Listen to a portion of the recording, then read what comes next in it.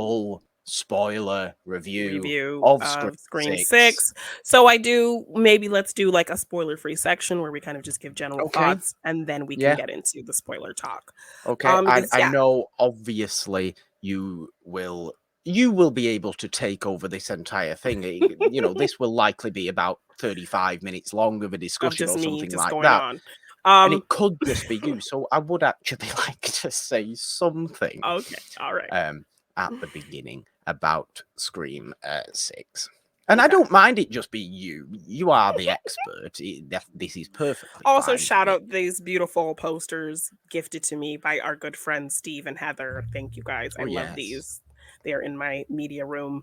They're usually hung on a different wall, but I wanted to feature them obviously because we're talking Scream today. So Yes, I if you are love these watching, posters. They're beautiful. Yes. you can see them. They are very, very nice. I especially like the one on the left, actually, the colourful one. Yes. Oh, oh. The colourful one. Yes, I like the colourful. Yes. My left, my left. Yes. Yes. Yes, I like the colourful one. Yes. Anyway, Scream 6. What do I think about Scream 6? I was not concerned. I was questioning. My favorite thing about the Scream movies is always how they make fun of their own place Yes. within that The movie meta series. And commentary. Yeah. yes, the meta commentary, their own place within the world of horror at that time, and their own place within their own series. Yes. So I was questioning what Scream 6 would do, because Scream 5 was very good at making fun of legacy sequels. Yeah. What would Scream 6 do? It's always my favourite part of the Scream movies.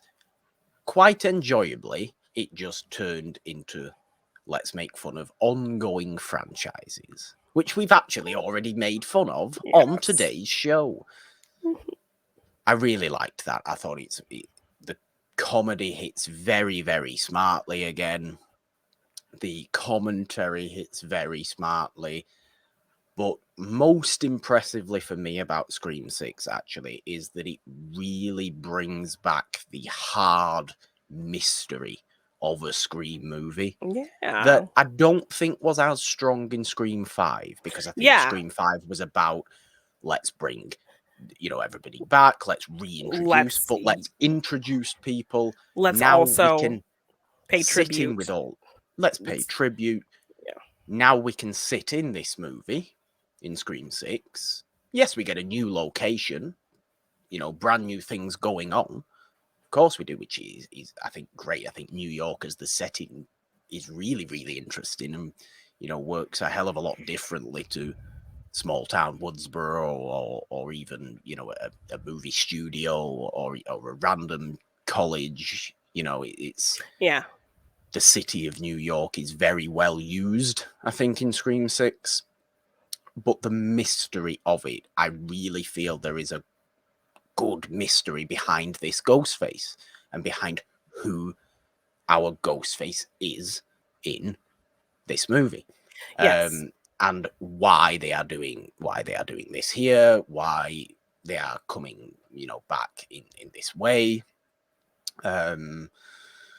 Why people are so enamored by the Ghost Faces and Ghost Faces story, and the whole Woodsboro killings and all of it The still. fascination with it, and Why the is there twist still of such a fascination? yes. And who, what angle is Sam going to go down? Is she becoming a little bit messed up herself? And all these kind of Yeah. things. There is real heavy mystery to this movie that was there to a point in Scream 5, 5, but it's what I love about the first Scream. And and I okay, will the say second and Scream 2 as well, I think, does yes, they mystery really well. definitely I think these directors, I think, can work a little bit more on the subtlety of the mystery. Wes was really good at that, showing just people's Yeah. shoes, showing just closing in on different people just giving random stares, like you're just have a just flash to Kenny the cameraman just kind of looking at Sydney a weird way. Or the Yeah. sheriff looking down at his boots when he puts out his cigarette. Um, having someone enter the room after Ghostface leaves. Like just very subtle cues. You're not spoon feeding us the mystery aspects. Wes was really good with that. So I feel like we got a little bit more of that better done in 6 than in 5, but I think there also needs to be a little I feel like these directors feel like they kind of have to maybe explain a little too much and exposition a little too I much think that's a when they fair could point. go back to the Wes subtleties of just kind of showing, not telling a little bit more. That is a very fair point, but I think you also have to be a obviously Wes Craven was a wonderful singular director. Yes. And I don't think these guys are on the same kind of level, really, in No, but terms I'm of just saying these are easy. Like obviously Wes is probably not the only director to do things like that. certainly not. So I'm just saying, like, if the whodunit aspect is what makes Scream, was one of the many things that makes Scream great. So I feel like they could really just play in the show don't tell a little bit more than they do. They do feel like they are I don't exposition disagree. heavy in a lot of spots. Like if you think about the first Scream movie, it was a hot minute before we really got Sydney's full story. They peppered it in Yeah. news reports, and Tatum like stopping herself before she's saying things, before she comes in to talk to the principal and the police chief, and oh, Sydney Prescott, she's the daughter of and then and then they kind of shut up. Yeah. And then it isn't until we see her kind of have this confrontation with Gail that we get more of the story. So like things like that were just kind of, you know, the world is kind of casually telling us and giving us cues to what is happening without kind of somebody just giving full exposition. So I wish these guys could really delve into kind of those aspects a little bit more. I think they do that a little bit better in this film than in 5, which felt very exposition heavy. But So almost needed to be. yes. Um, but I think there are really just subtle, easy ways that they can give us information, show us information, as opposed to, having someone Yeah, explain everything. I don't disagree, but you could also look at that even as, well, we're doing it because that's what franchise movies do. They over explain things that we've already seen in previous movies. So why not treat it as a joke? Maybe I'm just being a bit too complimentary in thinking that. No, I mean, But maybe that is a thing because it comes from writing, really, doesn't it? yes, no, and I love this director's style, the writers as well. I mean, Ready or Not was so fun and so unique, and really mixed comedy and horror well. Really gave some fun characters and character development. So I love what they do with these characters here. I love a lot of their style, but while you are taking this over from Wes, who had a stamp on these films, um, and you talk about Wes being an inspiration to you, you have to think about kind of at least the core things that made this franchise great, and maybe try to, incorporate them in some way while still keeping your own style. Yeah, I think So that's fair. so But I feel like they're on the way to marrying those things together. yeah, like I said, but ultimately, I think the mystery works really, really well for me in Scream Yes, 6. much better here. Yeah. I really love the way New York's used. I love the development of all our new characters, the core four as they now Yes, refer to yes. themselves. I feel like they are making them kind of another iteration of our core 3, because now our core 3 is They no really more. are.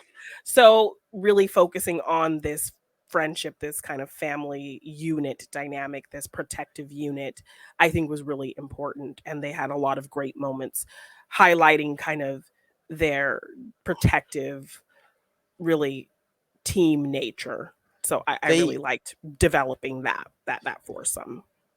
and I think it really does it really does a good job in playing on and making fun of while doing it very genuinely in moving a franchise on in Yes.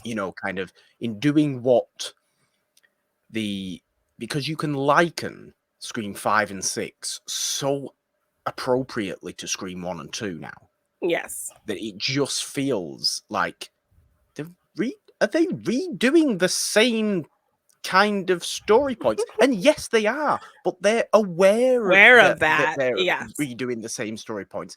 They're making fun and calling attention to the fact that they're redoing the same story points, which is just genius for Scream to do.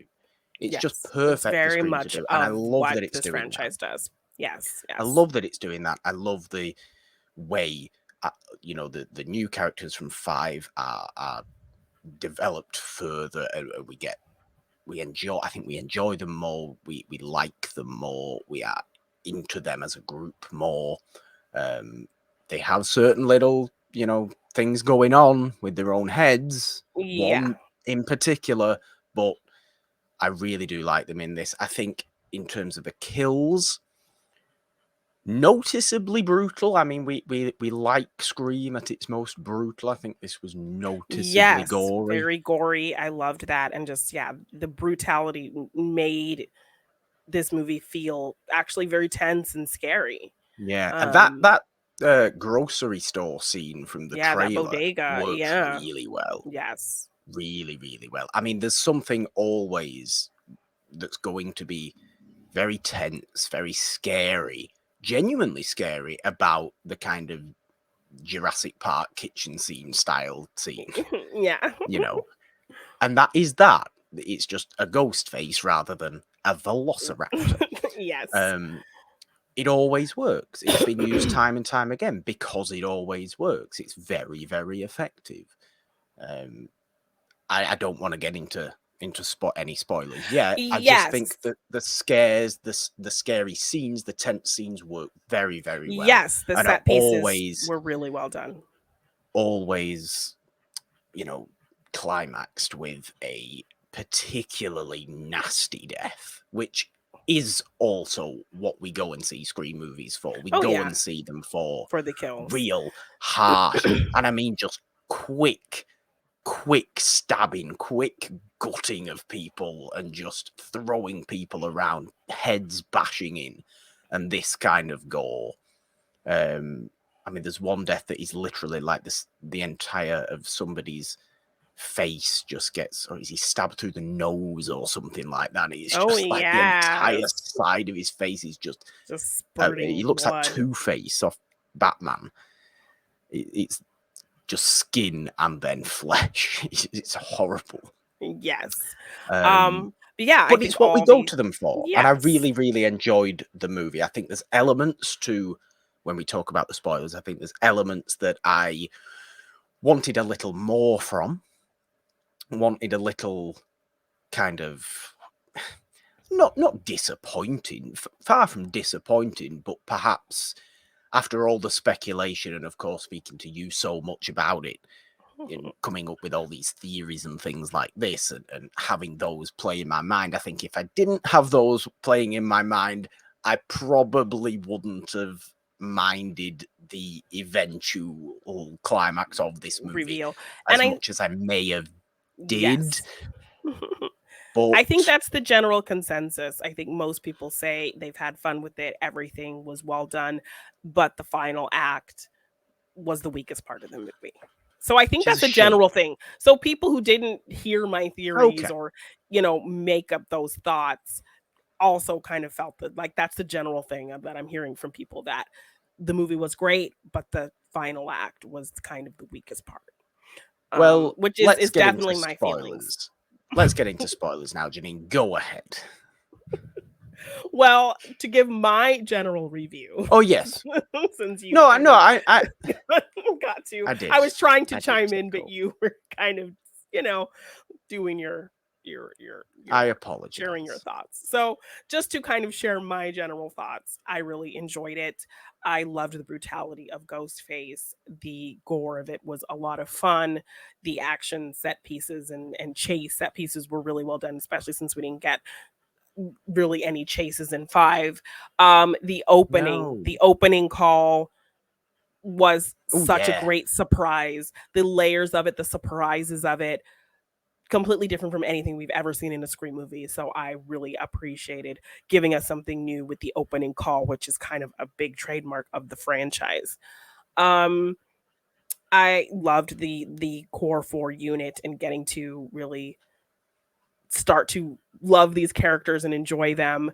Kirby's return was really well Yeah. done. It was great seeing her. She was such a little badass. I think they used Gail really well and stayed true to her character from how we saw her in day one, but really Very kind much of so, I think. always giving her the underlying heart that we always kind of end up seeing by the kind of end of the of the movie. But we know Um full well she'll turn back around and go, I'm Gail Weathers. I'm going to infiltrate people's yes, horrible I'm going to traumatic exploit this experiences again. trauma, but I still have a heart in there somewhere. No, you don't, Um Gail. and Your yeah, heart her died last movie, Gail. yeah, so now she's completely ruthless all over again. So yeah, I think I loved it took me a minute to really kind of appreciate the characterization of Gale. But I, once I saw it again, because I've seen it twice now, um, I appreciated, them really just staying true to who she is, but still giving her that Yeah. heart that we love from her. Um, and yes, for me, definitely the final act, the reveal was the weakest point of the movie. I mean, the trailers, this Ghostface is telling us I'm something different. And then by the end, not so different. So this movie did a lot of things different, but Ghostface putting that line out there, I'm something different, and not really being different was a bit frustrating. Um, but I still found myself enjoying the movie. Everything that worked well. The things that didn't work, I could reconcile because of how the movie, uh, uh, goes forward. So, Yeah, um, almost how it got there, how it yes, played to get there I makes enjoyed it work. everything that got us there. So I appreciated that. I wish the Halloween setting maybe would have been used a little bit more, but in the moments where, that was kind of the focus, it did make for some tense It moments. did. It did. Um, and I also wish we kind of got to, just as a fan, I wish we kind of would have gotten to explore the shrine a little bit more. But the set pieces that do happen there, I think are really cool. Um, I and think I use think and use there it well. But just as a was a Scream fan, I scene. would have loved to just walk around a little bit more and look at a little bit more. Now But look, surely that's going to become an actual somewhat place, even if it's just a pop-up event type of place well, that's that what you they can they go. had that. I did that. That was that Yeah, Scream experience I but did. We did was it in a similar? it was set up very similar to that. And so all of the things we see in the movie essentially, I mean, not everything was there, but Okay, the majority of the things were there. Um, okay, so yes, I it was fun getting to kind of see those things close up and remember these different things. But just for our characters to, I like that we did get moments of characters like pointing things out and really getting, yeah, I think we did and get a having few. moments with things. But just as a fan, like there were so many things that we didn't really That focus is in true. on. So to have all those things in there, and then you're just a Scream fan looking at everything, and we don't get to like really relish in it as much as I would have liked. And That's just me maybe as it a would have come fan wanting to across. see more. But of course, the characters are not going to be taking the time Yeah, to do that. So I get that, but just as a fan, I would have loved to meander around in there a little bit more. But the set piece that does happen there is really well done. So yeah, yeah, those are kind of my general thoughts of the film. So now we get into yes, spoiler talk. yes. Um Let's do this now, because obviously Sam is having trouble yeah, so with. spoiler warning, spoilers for Scream 6. Yes, I do like this kind of Dexter route they're taking with Sam. She's talking to her therapist and talking about, it felt right killing Richie. It felt right doing that. Yeah, So she does kind of have this bloodlust, but she's able to kind of direct it in a protective aspect. You know, she's not just wanting to kill anybody for the sake of killing anybody. You know, if she has the opportunity to take someone out that has hurt her family in an effort to protect what's hers. Defensive deaths. Yes, she just has no problem letting her bloodlust kind of take over. So I And like this that is a hereditary bloodlust, as of course her grandmother and father were both yes, and so I like the, you know, the nods of them, killers. like this was your grandmother's mask and like that kind of, this was your Yeah. father's, you know. And we do get to see her actually don Billy's whole kind of I mean, outfit. yeah, they don't half make a massive point of calling Billy out to her at every given opportunity. It's just like, look Yes. at what your dad was. And they're Yes. focusing on the mask, they're focusing on the knife, and it's all Billy's. The It's just like, oh, nameplate and all of that. oh, and you know, they're kind of going through because this ghost face, these ghost faces, as we can now say, these ghost faces, Yes. they are seemingly using everybody's previous outfits, everybody's And previous masks, and masks, leaving the masks at leaving different them, crime scenes, at different deaths, at different Ghostface fit killings. They're but leaving masks. but going backwards in order. Yes. So it all comes, you know, it all ends up at Billy, obviously, because yes, it's Billy kind and of this Sam are countdown. the character point of the movie. Really, it's Yes, Sam's yeah. relationship towards her own father. Yes, and I think people kind of maybe get confused in terms of, like, you know, Ghost Vision Billy. You know, I hear It's people a like hallucination. yes, I hear people like James A. Janice talk about not liking it because it's trying to redeem Billy. It's not trying to redeem Billy because this is not really Billy. This is Billy in her No. mind. So of course her mind is going to conjure this image of him who is in Not just terrible. no, he's in like a teammate to her. He's a support to her. He's the thing speaking to her bloodlust. So she's going to picture him in a more redeeming light, in him being kind of on her side because he's in her head. It's not the real Billy Loomis.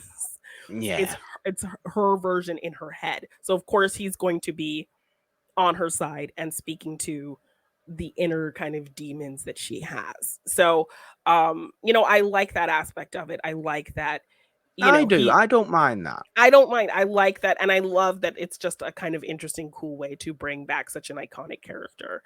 Yeah, I that, like I said, that relationship, the Sam's relationship to her father is very interesting to me. It was in 5, but I think it's played really well here because everybody's just aware of it. Like the entire city of New York just seems so aware that Sam Carpenter lives there and is the daughter of famous serial killer Billy Yes, Loomis. and also she's dealing with the trauma of these stories going around about her that she framed Amber and Richie, and she actually killed Yeah. everybody. So Because she's she's the daughter. yes, she's under this whole character assassination, people throwing drinks at her and attacking her and believing these rumors about her being this crazy person. So I love that we're giving her that to deal with Yeah. on top of everything else. And that's just like, I think, another nod to speak to topical things of like cancel culture and character assassination. Yeah, that aren't, of course, always justified.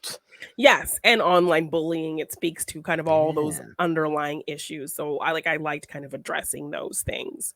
Um but yeah, and I think that also fleshed out the character of Sam. I think people felt like this is supposed to be replacing Sydney. This is supposed to be who we're passing Sydney, epic Sydney Prescott's torch to. And she's, you know, kind of getting outshined by her sister. She's not really maybe doing much in terms of kind of acting. I I think liked she her in the was first here. film.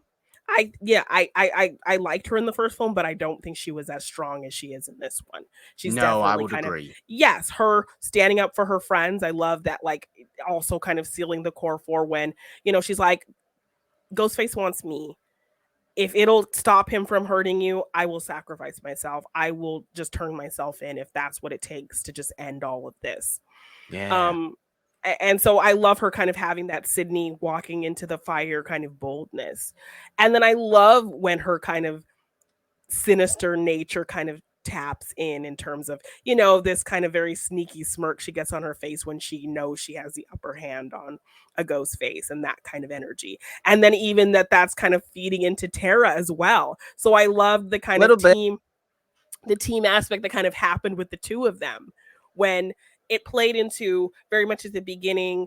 Tara just does not want to be this person. She wants to live a normal life. She feels suffocated by Sam. Sam was gone for so long and now she's right on top of her, and she just wants to be a teenager and go to college and live her life and mess up and do things, and she feels like she can't with Sam constantly watching her. So I like that felt very real to how their dynamic would be a year later, after all those events. Yeah. And it's very much, you have to let me go kind of in the beginning, and then how that is. line is turned around to a team aspect. You have to let me go so that I can help you fight, this thing that's happening to us. Yeah. So I love kind of the turnaround of that. I love the evolution of their relationship, in terms of, they were really kind of coming back together at the end of 5 to then being just a little too much and a little too suffocating for Tara. And now finding themselves back in the situation and really coming back together again by the end, and both kind of feeding into this visceral kind of violent nature, and it all feeling like it comes from a protective place. Well, yeah, definitely. Even though when it gets very violent at the end of the movie, I'm talking about when Sam, wearing Billy's Ghostface entire outfit, using Billy's knife, brutally mutilates my caption mate here, Yes. Dylan McDermott Mulroney. Yes. So yes, it's horror. It's this is what I mean when I say these quick, just nasty stabs. Well, I mean, think about Richie. She stabbed Richie 22 times, slit his throat, and shot him 3 times and in the head. It's not. It's the next level from for example, what Sydney did to Billy. Yes, I mean, Sydney wore that same Ghostface outfit. She put it on and she called Billy and did the voice changer and messed with him in that very same way. So it didn't feel like a goofy thing for her to do that, because we saw Sydney do it, and she's like, you want to play these bullshit games? I can play them too. And also her just feeding into Billy in her ear and just putting that on and getting that kind of out of her system, I guess, because I feel like there was a part of her who wanted to feel what that felt like. I was half expecting Billy after she kills Dylan McDermott Mulroney, who I always refer to as Dylan McDermott Mulroney. Yes, me too. I always confuse him and Dylan McDermott. Yeah. After she kills him, I was half expecting hallucination Billy to pop up on the side as though he's Anakin Skywalker, Force Ghost, and just give a thumbs give up. her a nod again, like he kind of did in the car window. He did. He did. He gave the little nod.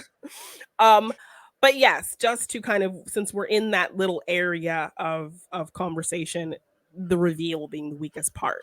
This Ghostface, as I said, I'm something different.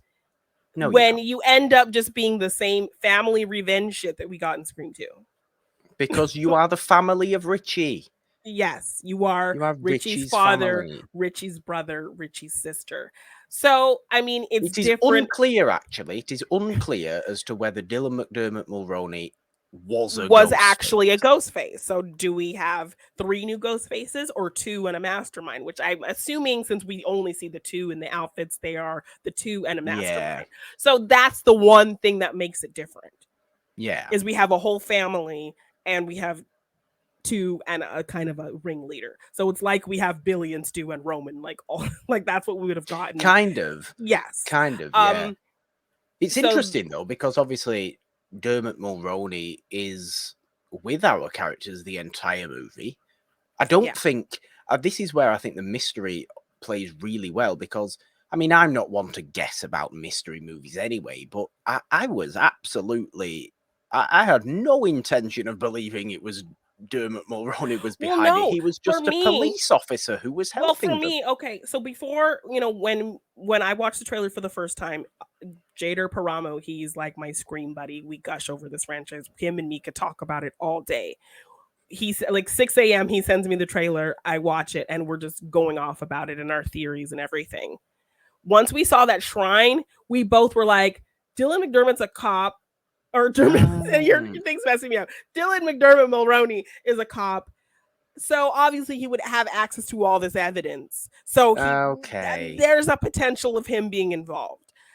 When I watched the movie for the first time, there was something weird about his crying after Quinn was killed that felt very fake to me, like Madonna. Like it felt okay. Maybe I'll have to watch again. Fake to me, and I said to who I was watching it with, I said, Quinn had to fake her death. That seemed like some fake crocodile tears. I literally said that. Half serious that Quinn faked her death, because we've already seen a faked death twice. Billy did it and Roman did it. So we've seen faked deaths before. So I kind of, when he had his fake when he put his hand to his face, something about it just felt like that. It felt fake. The thing is, I never know what to think, because the Scream movies do take themselves seriously, but don't take themselves seriously. So whether it's, there's comedic elements, there's genuine comedy, yes, and meta humor in Scream movies, while being seriously genuine slashers. So it's tough sometimes to recognize almost what's trying to be played a little bit cheesy or genuine sometimes. Yes. And so maybe I'm just not registering that. I don't know. If it was so obvious that Dermot Mulroney was the leader of these Ghostface, if it was obvious to you, then I apologize for being a simpleton. It wasn't obvious. It was just something about his tears after Quinn was dead felt phony to me, and it had me question, and the fact that like she was kind of part of the core, but we didn't see her death. We didn't see her get killed. We just saw her kind of stumble out already dead. Yeah. And there was a focus on really kind of showing the kills and showing the stabbing and showing the gore. Yeah. And we didn't really get that with her. And then his fake looking like I don't know, something about the way he acted in that moment felt false to me. And I said, I kind of think maybe that girl's probably faking her death. And I really said it like half serious. But then once we kind of got into it a little bit more and he was kind of working with them, it turned me a little bit like maybe not. And then he was seemingly, obviously, and then my mind was, because he was always there. Yes. He was very, he saw involved. Ghost faces. Yes. He was very, very involved, very, likable, really. Yes, and really like friendly he cared to but all our characters. Yes, but then you also see in that moment with the Madonna, he looks right at Sam and says, "If you fuck with my family, you are dead." And he said, "You." When he was taught and looked at Sam in that moment, but he wasn't talking about. But he was. He actually was. Well, he was. Yes, he was. But I suppose so, exactly. Yes, that's what I'm saying. So. You could read it as general, but once you see the reveal, he was talking straight to her. Yeah. And but also my mind was caught up on the I'm something different. And one of my theories was, or one of my hopes was, they've never had the Ghostface be a returning character.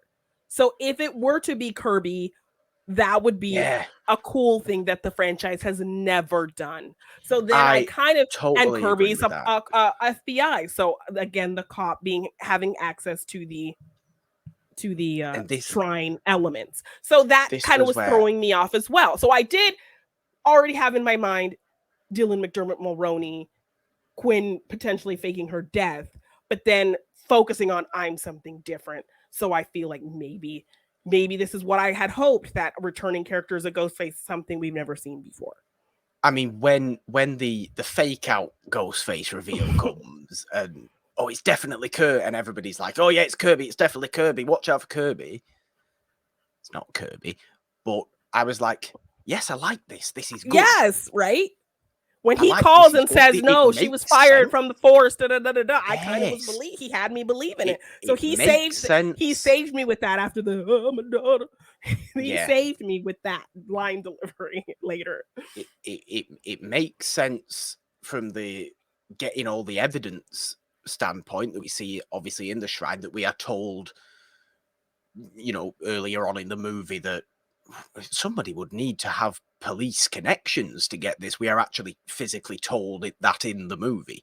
Somebody would need to have police connections to get all this evidence and to create such an impressive looking shrine. Yes. With all this stuff. So it made sense on that front. It made sense on the I'm something different front because of this. We've never had a Ghostface who we've been introduced to in a previous movie. Yeah. And it's something that I think I've wanted to see is a previous character whose trauma has become too much for them, and they snap. And that's seemingly for 2 minutes what they were implying with Kirby. Yes.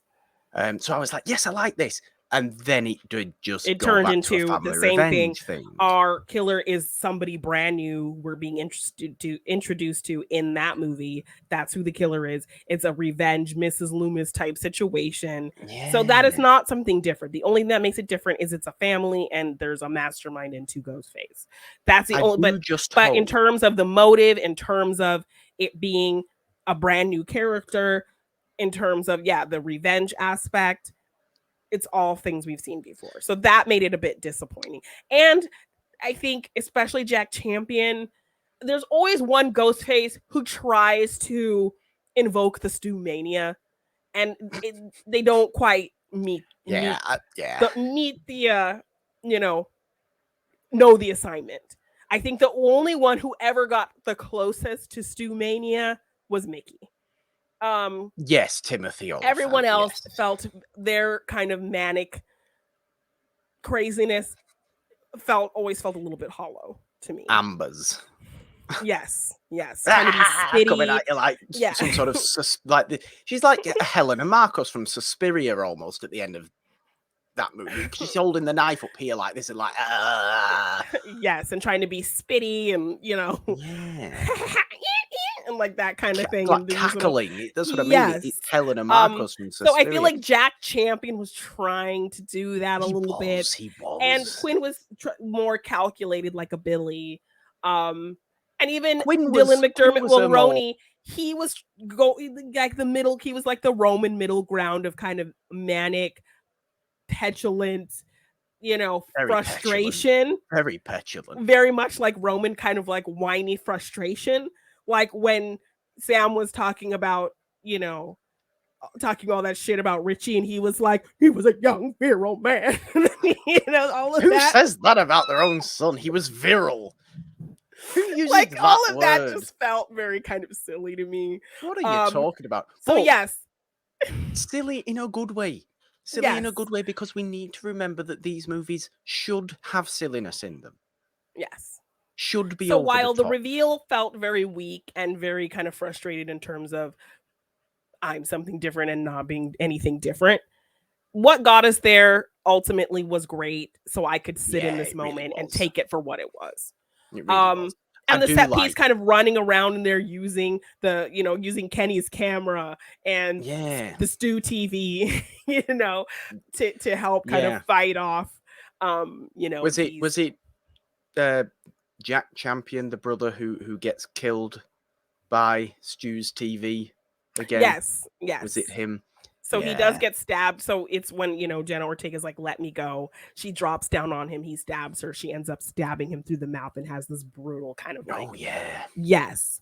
And then, but he still comes back and Kirby throws the TV at him and has a great one-liner. I saw that in a movie once. So I mean, while the reveal was very much something we've seen before, what got us there, just living in that moment for what it was, I found enjoyment in it. I will say I appreciated Dylan McDermott Mulroney for really, really getting involved in his own son's collecting hobby. Yes, like, you know, the fact that like this meant something to his son, so I want to help him. So here is the single most impressive collection you could possibly put together of police evidence that people just don't know or care where it went. So yes, the finale, weakest part of the whole movie, but ultimately understand what got us there. You're able to kind of just sit in it and take it for what it is and enjoy it because you're really excited about these characters and what's going on and how we got there. So well, let's talk a little bit about Gale before we start to wrap up. It took me a minute to really it took me the second watch to really kind of just embrace that I like what they did with Gale.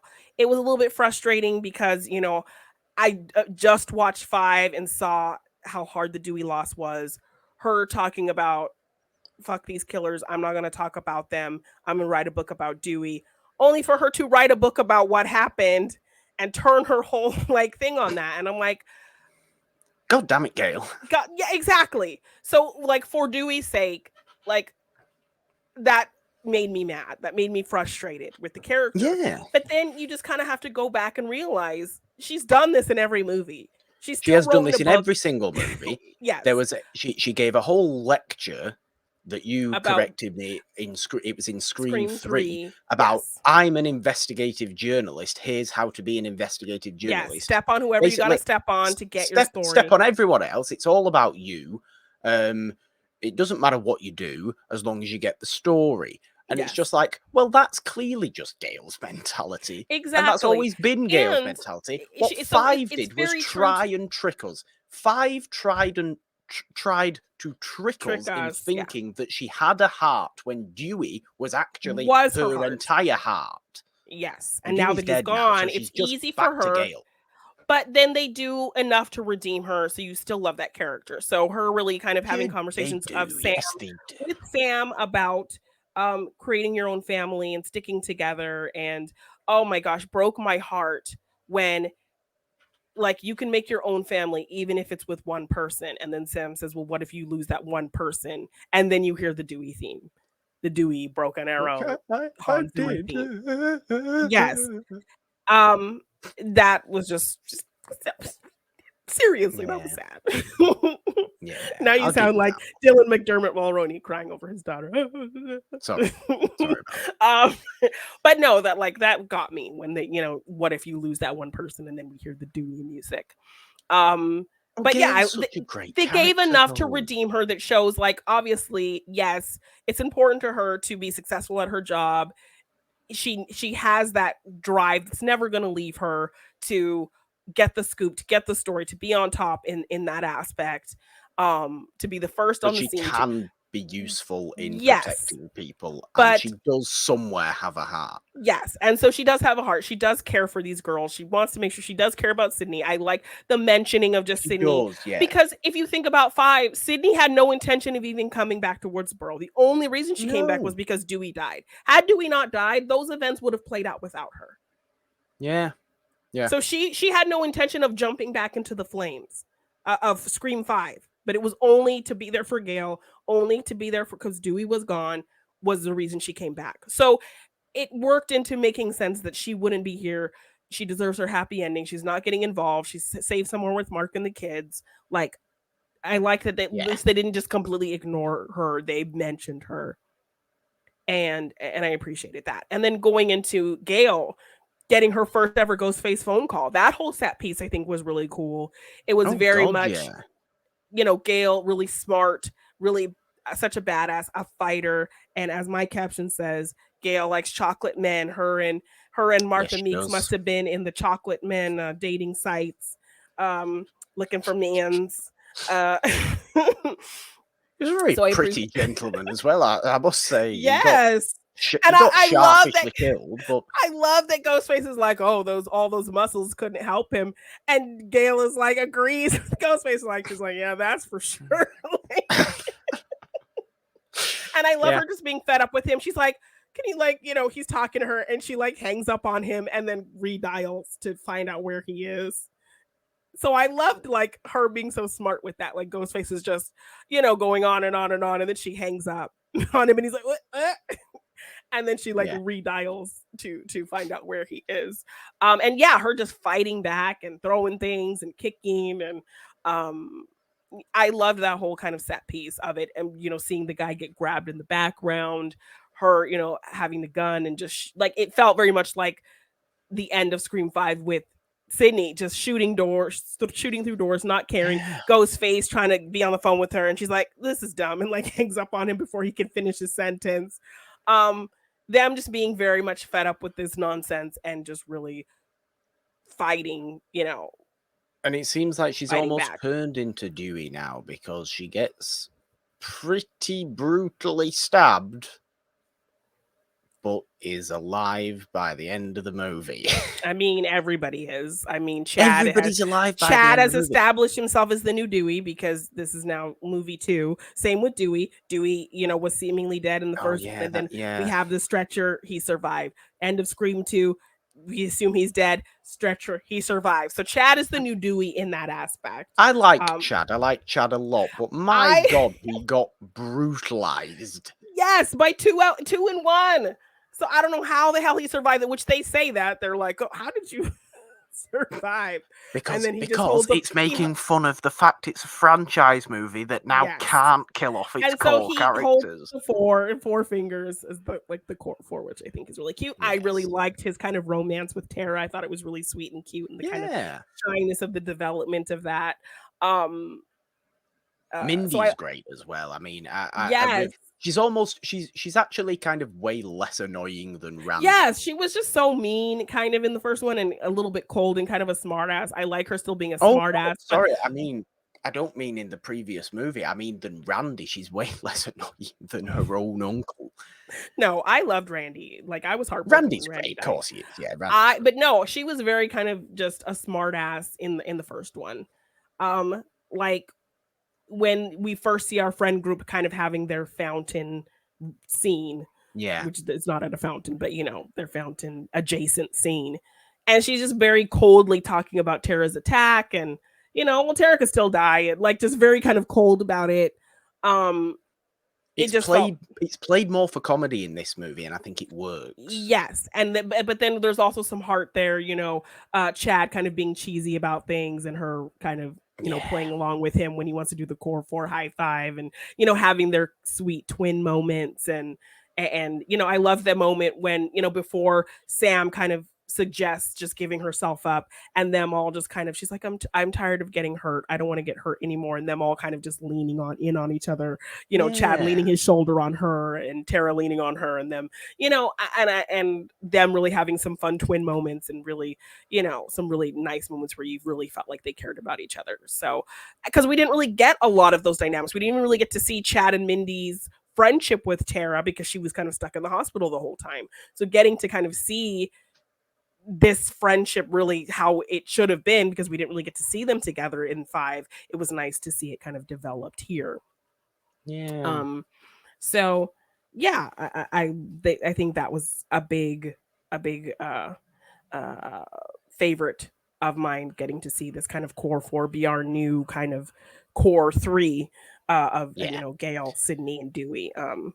It's a great deal to enjoy. Yes, and I definitely want to see more of them, and I think that's probably why Chad survived, because I definitely want more. And I know when I saw him die, I was like, no, he's too fine. He's too fine. So yes, I think we can probably get into the opening. I don't think that was a big... No, we haven't, have we? God, this is going to go on for a long time. No, just so much to say. Yeah, let's talk about the opening, because I don't want to overstay our review here, bore people to tears. But the opening, yes, it's wonderful. This is our Samara Weaving situation. She's in that bar. She gets the text. And it's all done on a dating app. I don't ever think I've seen her use her accent. No, she's actually going for the Australian, Yeah. which is nice, I suppose. No, it's a really well staged opening. Yes. It's a typically staged opening, but they throw in the differences there. It's not at it's not at home or the safety of somebody's home. It's that a it public usually place. is. Can But I you're in this can I big think city. of one that isn't at somebody's home I or mean, residence? It's always at somebody's home or residence, no, right? no. Is it not? Which Scream one's 2. not? Scream 2. Public ass theater. That Oh, Jada of Pinkett course, of kill course, is of course, so amazing. It's of course. that getting killed in plain sight, but because the rowdiness of what's happening in that theater, nobody notices, and she's just getting Yeah. killed in front of all of these people. So very There's a similar to similar that. thing actually in this using movie. in using the in- city, the busyness of the city, it being like Halloween weekend. So Yeah. just the rowdiness of the streets, people in costumes. So yeah, she's in this restaurant, she's waiting for her online date. We see the picture of the person she thinks she's meeting, and we hear the voice, and we know it's Tony Revolori's voice. So it's very much, we already know something's kind of off with this. Yeah. Because the picture we see is not Tony Revolori. Very clearly not Tony Revolori. Yes.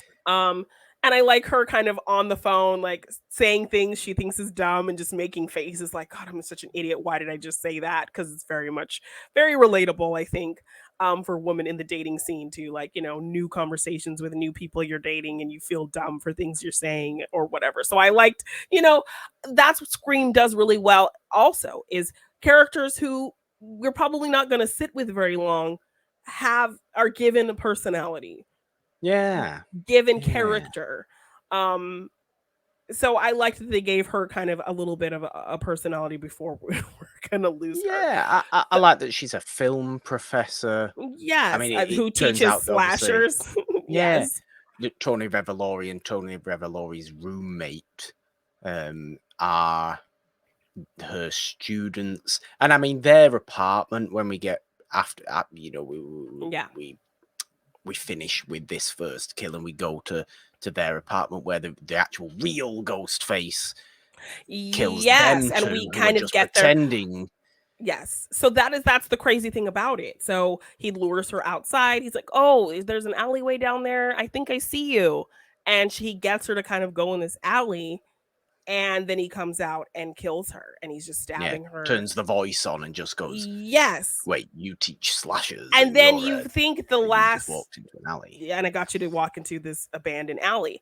And right as like that final slash he does, you think, okay, opening credits, right? You do, but yes, no, you do. But no, he crouches down and he takes the mask off, and we see that it's Tony Revolori, and we're like, wait, what? A Ghostface reveal already? What is happening? It's Halloween time. This entire movie is us knowing who Ghostface is? Yes. That would be so different and crazy. So like already I'm just kind of like, wait, what's happening here? This is really cool. I'm really interested. You've got me. He tucks his stuff away, he walks away just fine. And then we see him, hey Tara. So now we know he's integrated with our characters. He knows them. He can just kill this person and be very just kind of casual. He walks back into the apartment, goes to his apartment. He puts the mask back like nothing. We see he has the stabbed shrine and different masks and all of this. He also has some very obnoxious posters in his oh room, yes, and I think they do kind of talk about he's obsessed with Giallo and that whole kind of thing. He might very well be obsessed with Giallo. I don't think there's anything wrong with liking Giallo movies. No, but he said like she gave him a C on his Giallo paper or whatever, and he's like, so that's why you killed her, because she gave you a C. So he gets a call from his roommate who he has been planning, because it seemed they've been plotting to. They knew Richie, and so they were kind of like, Richie died, we have to continue his vision, because they knew him from the subreddit and all of that, whatever. So we have to continue his movie, and I wanted to get some practice in, so that's why I went and killed the professor. So and also just seeing kind of this sick scene of him like being very sociopathic and describing it like, Very the much more I so. stabbed her, she felt like meat. It felt like she was nothing. And you know and he was just kind of relishing in it and just kind of looking off into space and kind of like creepily twirling his fingers and just really just on another level, just really loving the fact that she didn't feel human to him after a certain point of stabbing her. And so really just like tapping into the sickness of this character was just really kind of like just having this sociopathic character right off the bat, Yeah. like very well played, Well, very kind of unsettling. Um, well, and this is what I then mean. This is what I mean. This would have had Revelori been our ghost face. It would have felt very, very different. Would have been such an insight, seemingly throughout the movie, that into our ghost face, a very yes, different style movie. I don't think they couldn't go in that direction in the future. In the future yeah, movies, I think they could do something like this. What it does speak to is Revelori should play sociopaths. yeah, because that was really unnerving. Listening to him just talk so casually about it. So he's talking to who he thinks is his roommate, who he has plotted these things with, and they're also plotting to finish Richie's job and kill Tara and Yeah, Sam. yeah. So he's gotten a nod from Tara. They're going to be at this certain party, so they're like, yes, we can get them tonight. And so he thinks he's talking to, I think Henry is the name of his roommate, and I thought it was Henry is Greg. Oh, Greg? Why do I think Henry? I don't know. No, I thought it Um, was. I thought it was Greg. I don't know. yeah, maybe you're right. I don't remember. But his roommate he thinks it's just him using the voice changer, the ghost face voice.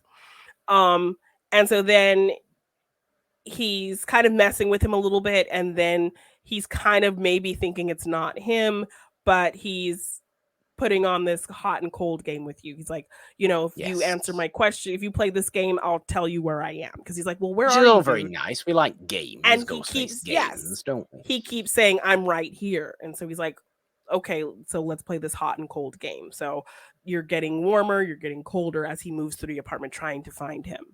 And then he gets to the fridge and he says, you're on fire, you're burning hot. He opens the fridge and we have roommate's dismembered body in the fridge,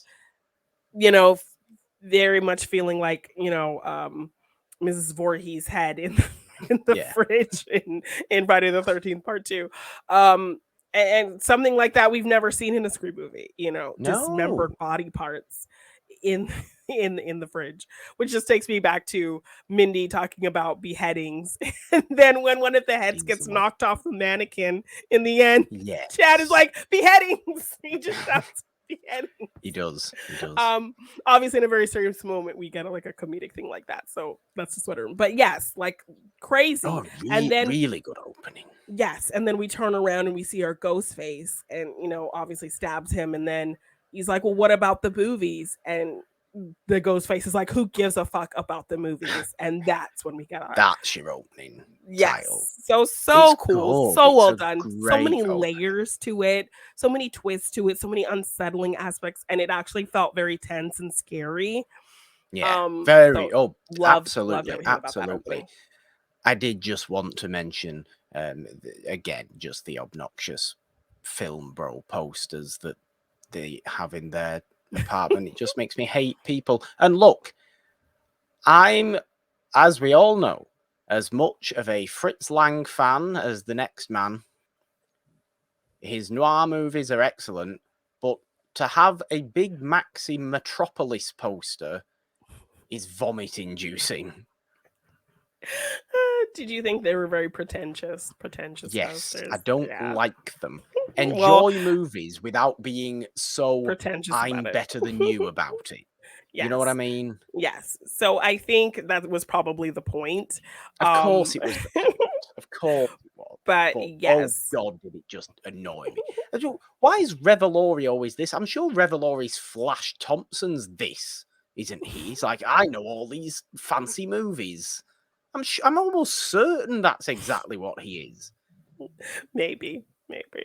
But yes, just an amazing opening. Just to speak quickly about Kirby coming back. I liked her return. I liked how they brought her back into the story. it made sense that, you know, and then even her kind of explaining her story to Tara and having that moment with her, you know, explaining to her, I died for 4 minutes and Yeah. I could either go hide in a hole or I could, you know, make the monsters afraid of me. And it really much felt like a Sydney attitude, like, you know, I'm not going to let this define my life. I'm going to be a strong come out stronger from this. Yeah. And her really just giving words of wisdom, her really kind of reminding them that they're part of this like fucked up family. So loved her addition, loved her coming back, loved her having this horror film geek moment with Mindy, because they're kind of Yes.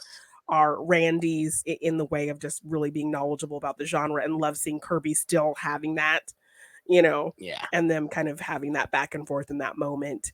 I think was really cool. Shout One out to thing, Candyman. yes.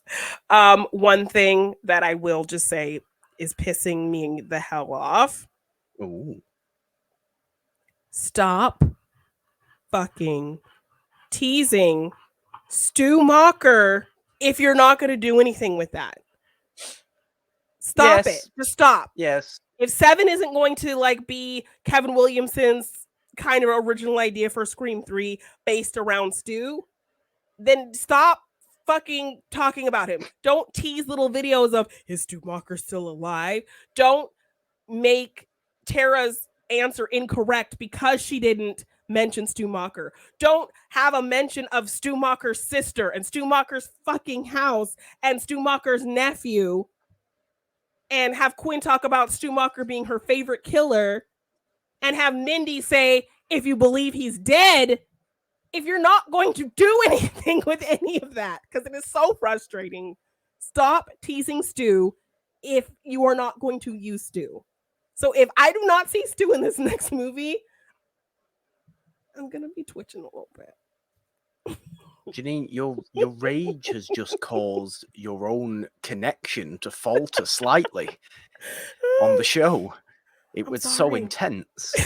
Did you miss anything I said? Disagree. Do I need to repeat No. I do not disagree. I do not disagree at all. They do call far too much attention to him without doing anything. Exactly. They do.